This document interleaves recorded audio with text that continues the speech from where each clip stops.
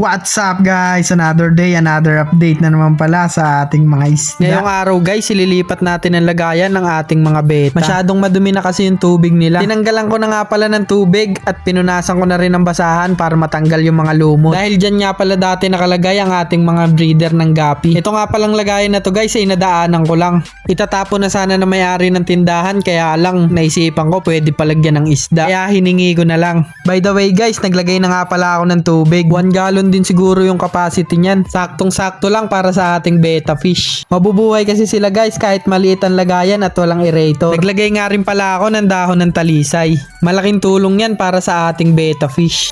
Kumuha nga pala ako ng plastic cups para dyan muna ilagay yung beta. I-acclimate muna kasi natin siya para hindi siya ma-water shock. Sobrang halaga nga pala ng pag-acclimate guys sa mga isda. Nakakasama kasi sa kanila pag biglaang nagbago yung temperature ng tubig. Kaya sa mga bagong fish keeper po, i-acclimate nyo muna yung mga isda bago nyo ilagay sa aquarium. Yun lang muna sa ngayon guys. Ingat kayo palagi. Happy fish keeping!